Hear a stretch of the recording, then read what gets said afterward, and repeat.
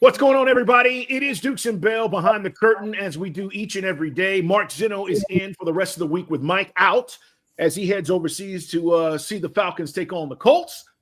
Day-Day executive producer, and of course, Big O is back today. Oh, glad to have you back, man. The kiddo's doing okay, by the way? Yeah, kiddo's fine. We just had a high temperature for the majority of yesterday, but he's better and happy and smiling right now, so I'll take that. Yeah, we've been there. Everybody that's got kids, you understand that situation. Z, I want to start with the reaction to Walt Weiss. This hiring happened yesterday late in our show. We broke the news, I guess, in the 5 o'clock hour. We talked to Grant McCauley yesterday. All that stuff's online if you want to hear it. Immediate reaction. But I think a lot of people have had time to digest it now. What do you think, Z, about Walt Weiss becoming the manager of our Braves? My only question really is, and I even text Grant this, what the hell did they wait so long if it was an internal hire? Like, was it just a shadow game thing that they wanted to play? Like, I don't. If he was the guy the whole time, fire and forget, man. Like, that's a weird way to do things. And I'm not speculating or insinuating that there was something else going on, but the only thing you could think of is that if they were waiting for Lehman to be done with the World Series and Lehman turned them down and then they quote settled for Walt Weiss. Like, didn't Alex Anthopoulos tell all of his coaches they were free to look for other employment this offseason? That's my only thing. I don't think it's a bad hire. It's a safe hire. It's very Atlanta, if that makes sense. There's not a lot of outside the box thinking. It's a pretty myopic town when it comes to organizational strategies. So doesn't mean it's a bad hire, but it's a safe hire. So I just wonder what took so long. Yeah, I think that's fair. I don't know if that was a situation. I was under the impression from people I spoke with about this, they did talk to others. They did do interviews. They did, investigate and see where they wanted to go, potentially with other candidates. But, it brings up a valid point. I mean, we don't know if this was in the works behind the scenes the entire time and that was all a smokescreen or not. Either way, the one thing I did say is they would not make this announcement until after the World Series, and they didn't. So, but Walt Weiss, look, the thing that I will say is, and I don't think it's a bad hire either. I said this yesterday on the air, but I do think it's an uninspiring hire. The problem is, and here's what I would ask all you baseball heads, who would have inspired you? Who could they have brought in that you would have said, oh shit, the Braves just did that? Who's out there? No. Who tickles your fancy? The problem, Z, is everybody wants this dynamic, incredible personality manager. There are very few of those guys that are out there. And the guys that aren't known, that are working their way up, don't have the credentials to take over a team that's ready to win the World Series, which are the Atlanta Braves when fully healthy. So that's kind of where I'm at with everybody going, well, they could have went. Who did you want? Who would have gotten you super excited? And I think when we talk about these managerial hires, sometimes we all get carried away. This isn't a football hire. It's different. This isn't a college football head coaching hire. That's different. That's got to move the needle. Baseball hires are different. Z, you know this. Daddy, I want to get your opinion on this, and Big O as well. But Walt Weiss is not a bad hire. I just don't know who they would have brought in, and everybody would have lost their blank. No, I don't think so. I think in general, when you look at kind of, baseball managers are built different. It's 162 game slog. It's a long ass season. You need the right temperament to be able to handle the job. And trust and familiarity are things that are important to baseball players. Knowing that they're going to be in the same spot in the lineup every single day, playing the same position matters to guys so they can get a routine down. The only thing that I would say is that, this was the thinking going into last season, and I don't like the thinking heading into this season. The thinking going into 2025 was, well, everybody will bounce back, everybody will be fine, and we'll be in the playoff hunt again. Yeah. And I said there's a ton of ifs heading into this season, and a lot of them don't come true. And you just made the same assumption. When they're healthy, they'll be a playoff team again. There's no guarantee of that. There's no guarantee that even just because they're healthy, their numbers will bounce back. So, as far as the managerial presence goes, you got players who produce. It's a lot easier to manage. It's always about the players. That was my other comment yesterday. We can all get excited or uninspired about this. If he doesn't have the players, Walt Weiss is not going to compete for a World Series, just like, Snit didn't when guys went down.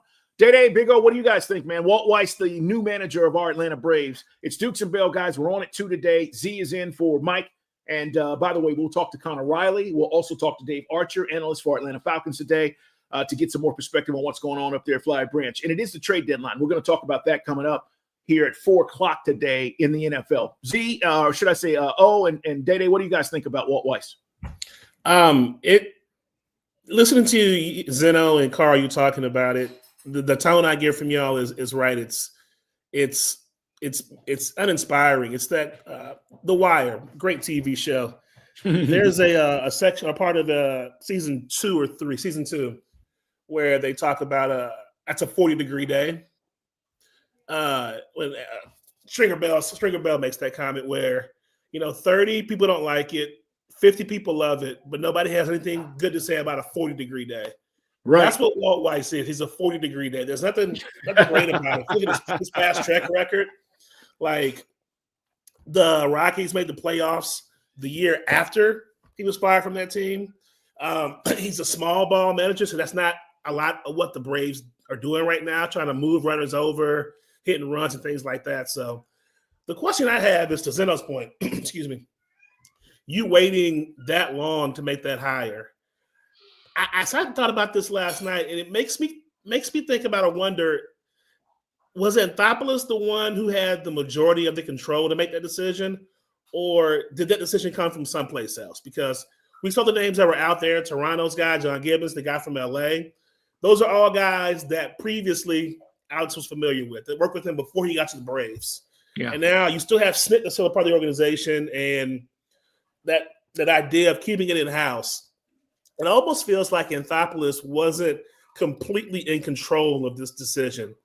And instead of going out and getting somebody different, I got to take your point too, Carl, about was there somebody out there who could have been inspiring? I mean, maybe not, but it just seems like the Braves organization, as opposed to Anthopoulos, wanted to keep this thing in-house and continue to have that safe route instead of maybe Anthopoulos bringing in one of his guys to make things a little bit different. To that point, I mean, maybe it's something in the water down here, Carl. I can't put my finger on.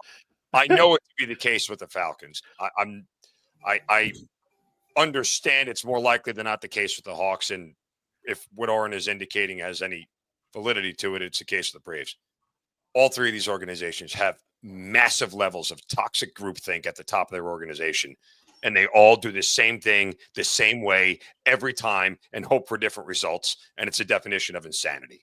I mean, it really is. Like, we know toxic groupthink is the thing that holds the Falcons back repeatedly. It's been that way since I moved here.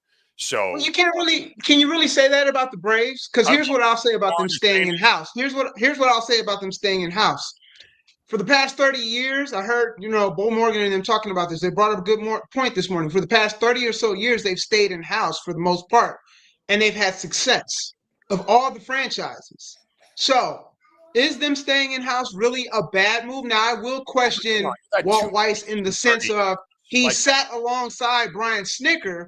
So if he was the bench coach, what is he going to do any different from Snit? Was he just kind of sitting there holding back from what he really thought should be taking place? Was he not in Snit's ear saying, look, maybe we should really be doing a little more of this and that? And I know you guys asked Grant about it yesterday, like exactly what was he doing? So that's kind of that's kind of the part, like, I'm not so mad about them staying in house because they've done so for years and they've been successful for years. They're the only franchise that we can say that about. But to you all's point about Walt Weiss, like, if he's been sitting there with Snit all this time, what is he going to bring different to the table? Carl, to your point, the only hire out there was Giants going to get the Tennessee Volunteers coach. Correct. And that had to do more with what are they doing? He doesn't have professional experience than it did to do with the brand or the name, right? The value of what he was bringing. These legendary managers that once ruled baseball are pretty much gone. Like, there was a time, Z, you covered, and certainly you love baseball probably as much as I do. There was a time where you could literally name 10 managers. There was a brand behind the manager. The manager's name meant something. You can't name 10 managers right now in Major League Baseball. Been around forever. Right. Managers didn't get fired in 3 and 4 years. They were hired for 5 to 7 years and really had a chance to turn things around because the baseball turnaround used to be very slow. Now it's not so much. We've figured out ways to make the turnaround faster. And so, I agree with you that there's two things at the helm here, right? And take it from somebody who is a pathetic Yankees fan. Because glad you own that. Yeah, well, we're a pathetic organization. We're an embarrassment. It's an absolute joke. Fire Cashman, will you? I wish they would. I wish they Is that would. toxic groupthink you're talking about right there? Is that no same thing with the Yankees? Yeah. It's not even toxic groupthink. It's derelict mismanagement. There's a difference. There is no toxic groupthink. It is the Yankees have officially become a business that plays baseball instead of a baseball team that makes money. Well, that's the way the Braves could argue going right now, too. Maybe going a bit more business than what they are baseball, yeah.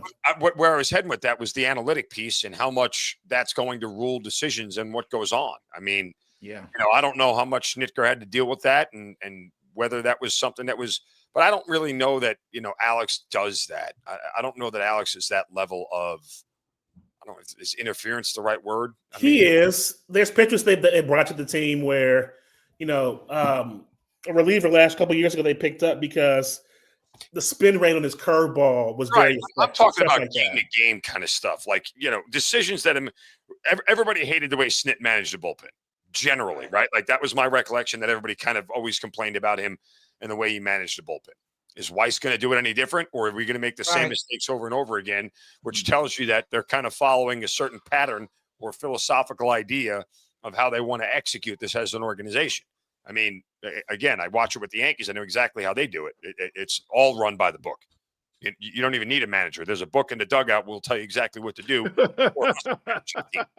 And that's the way the organization wants it done. So a lot of them are doing that. Yeah, I don't know if Weiss is going to be part of that. Listen, the whole reason Aaron Boone was hired was because he fell in lockstep with that idea across the board. And I don't know if that was part of Weiss's interview. If that's what he told them, I'm going to do the same things that Snit did, and that made it easy and safe for that. I don't know any of that. I'm only speculating, but I think that's part of the conversation when you talk about managing in baseball nowadays. All right, let's shift gears, guys. We got a lot more to get to today, starting at 2. Mark Zinno will be in for Mike. It is Dukes and Bell. We invite you to join us. Thanks for being here, whether it's Twitch, YouTube, Instagram Live, wherever you're accessing this. Thanks for hanging out with us. Falcons trade deadline today at 4:00. Zinno, we'll talk to Coach tomorrow up at Flowery Branch. We'll have I didn't tell him yesterday. I can't wait. He always calls you out by name, which I always think is funny.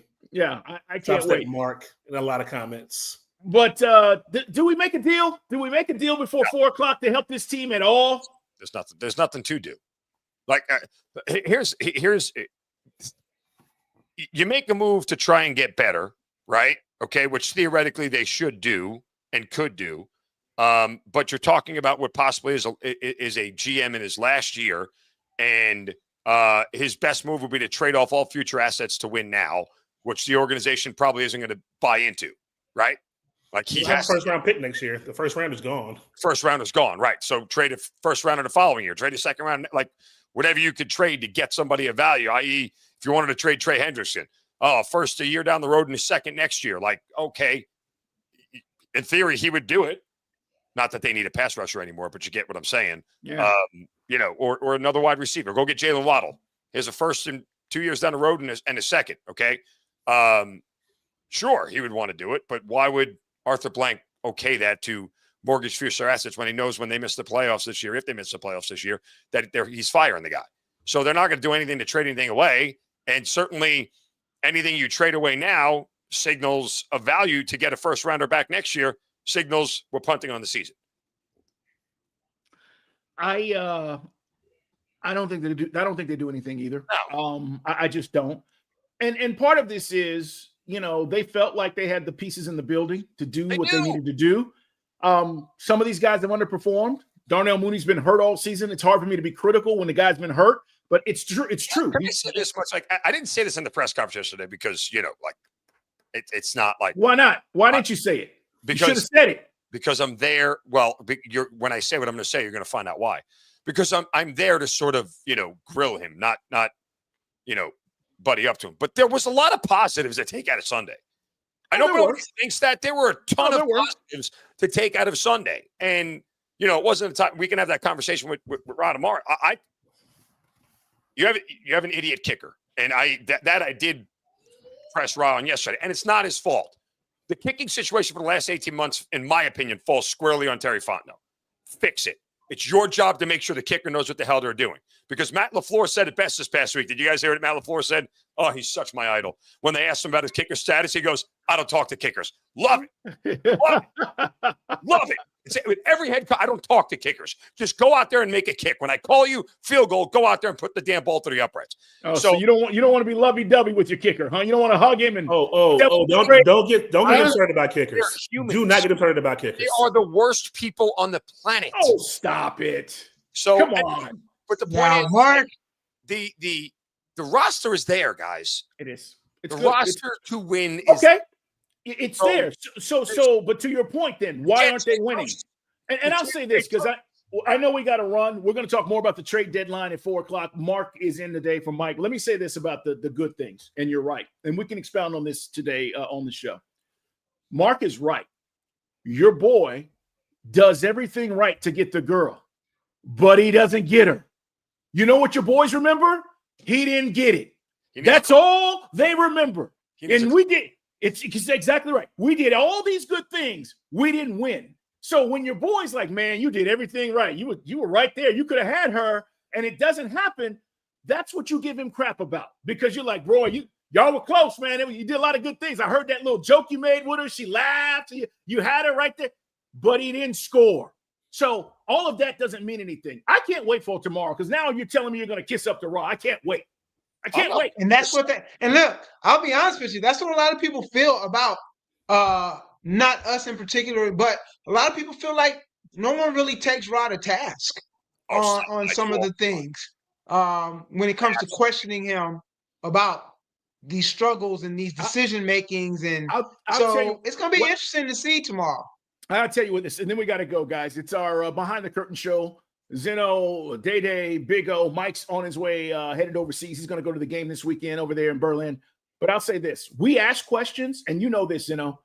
Ra speaks very fast, and sometimes he can just skip right over. Like you if you're not listening, he just and you're like, oh, okay, that's cool. And he didn't answer a damn thing. So sometimes that happens. It's not that we're not asking tough questions, because I've actually texted Zinno and said, hey, great question. When we're not up there, we do ask him stuff, but it's how he maneuvers sometimes. We'll see what we get tomorrow. That's tomorrow, guys. Today, we're Falcons. We're talking about the Braves and this new managerial hire. And more importantly, we got some college football to get to. Connor Riley stops by. Dogs cannot have a slip-up against Miss State. They're on the road this weekend before getting Texas. Lots of stuff to dive into. You'll never guess. I can tell you right now who's going to be the number one team in the country tonight. It's going to shock you. Okay, because that's going to happen as well. College Football Playoff Committee, 8 o'clock, and makes that announcement. We'll talk about all that and much more. Be there at 2 o'clock, guys. We'll talk to you then.